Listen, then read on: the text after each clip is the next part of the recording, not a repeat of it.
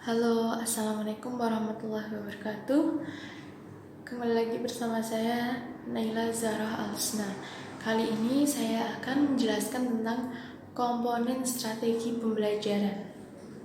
Sebelum kita melangkah ke apa aja sih komponen-komponen strategi pembelajaran, terlebih dahulu kita belajar mengenai definisi dan macam dari strategi pembelajaran. Yang pertama, apa sih strategi pembelajaran itu?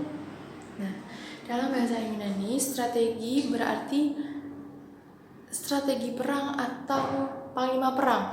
Berdasarkan arti kata tersebut, strategi merupakan seni merancang operasi peperangan seperti cara-cara mengatur posisi maupun siasat berperang.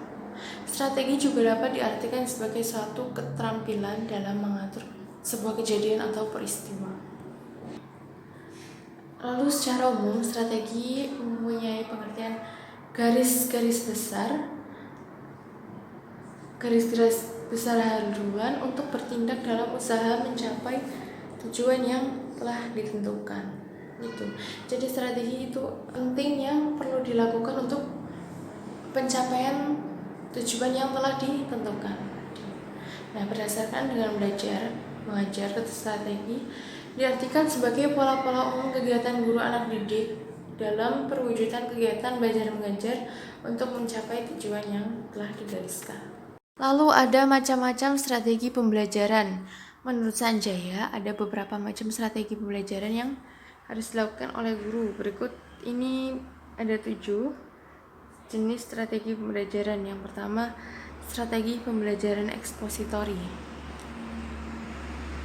Yang kedua, strategi pembelajaran inquiry. Yang ketiga, strategi pembelajaran berbasis masalah. Yang keempat, strategi pembelajaran peningkatan kemampuan berpikir.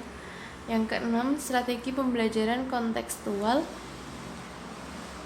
Yang terakhir, strategi pembelajaran afektif. Mohon maaf ada yang terlewat satu, yakni strategi pembelajaran kooperatif. Selanjutnya ada komponen dari strategi pembelajaran. Apa aja sih komponen itu? Nah, sebelumnya kita harus tahu pengertian dari komponen itu apa. Menurut KBBI, komponen ialah bagian dari sebuah keseluruhan. Nah, komponen dalam strategi pembelajaran ialah bagian yang satu sama lain saling berinteraksi dan berinteraksi. Jadi, komponen dalam strategi pembelajaran ini merupakan bagian yang saling nyambung atau saling connected dalam menjadi sebuah kesatuan komponen strategi belajar. Nah, ada 7 komponen belajar. Yang pertama ada tujuan, yang 2 bahan pelajaran, yang ketiga kegiatan belajar mengajar, lalu ada metode, alat, sumber pelajaran, dan evaluasi. Yang pertama ada tujuan. Tujuan merupakan komponen yang sangat penting, ya kan? Mau kemana kita akan membawa siswa dalam suatu proses belajar tersebut, terus seperti apa saja kemampuan yang harus dimiliki siswa dalam proses pembelajaran, dan semuanya tergantung pada tujuan yang akan dicapai. Lalu yang kedua ada bahan pelajaran. Bahan pelajaran adalah komponen yang kedua dalam sistem pembelajaran. Dalam konteks tertentu, bahan pelajaran merupakan inti dalam proses pembelajaran. Artinya sering terjadi proses pembelajaran diartikan sebagai proses penyampaian sebuah materi. Yang ketiga ada kegiatan belajar mengajar. Kegiatan belajar mengajar merupakan intinya. Nah, kegiatan ini baik itu tatap muka secara langsung maupun tidak, merupakan proses yang mana materi itu bisa disampaikan gitu. Dalam kegiatan belajar mengajar ini akan melibatkan semua komponen pengajaran tanpa terkecuali. Nah, di dalam kegiatan inilah sebagai motor untuk pencapaian tujuan yang sudah ditentukan. Lalu ada metode. Nah, ini seperti yang kita bahas sebelumnya. Metode merupakan cara yang digunakan dalam menyampaikan pesan pembelajaran kepada peserta didik dalam mencapai tujuan pembelajaran, serta komponen yang memiliki fungsi yang sangat menentukan. Nah, keberhasilan mencapai tujuan sangat ditentukan oleh metode yang kita gunakan, disesuaikan dengan kebutuhan sekolah atau kelas yang ada. Lalu ada alat. Alat merupakan segala sesuatu yang dapat digunakan dalam rangka mencapai tujuan pembelajaran. Nah, alat ini mempunyai fungsi sebagai perlengkapan atau alat membantu mempermudah usaha mencapai tujuan dan alat sebagai tujuan. Nah, contohnya adalah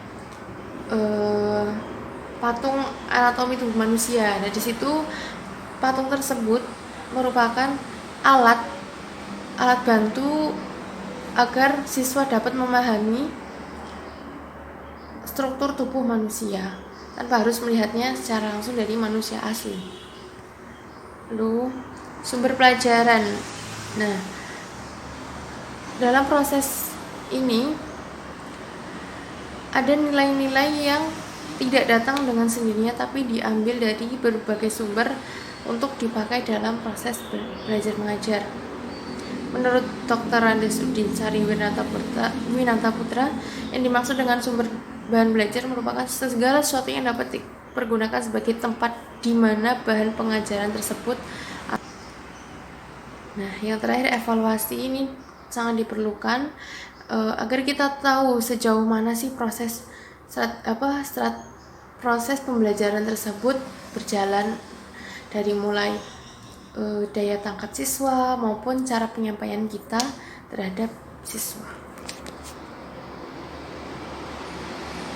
Nah, klasifikasi. Menurut KBBI, klasifikasi adalah pengelompokan. Nah, dalam strategi pembelajaran, klasifikasi merupakan pengelompokan strategi pembelajaran berdasarkan segi-segi yang sejenis yang terdapat dalam setiap strategi pembelajaran. Ada 5 macam. Yang pertama, strategi pembelajaran langsung. Yang kedua, strategi pembelajaran tak langsung. Yang ketiga, strategi interaktif. Yang keempat, strategi mandiri. Dan yang kelima, strategi eksperimental. Nah, berikut daftar pustaka dari presentasi yang sudah saya jelaskan. Sekian dari saya. Apabila ada pertanyaan, nanti akan kami buka dengan 3 pertanyaan saja. Terima kasih atas perhatiannya. Wassalamualaikum warahmatullahi wabarakatuh.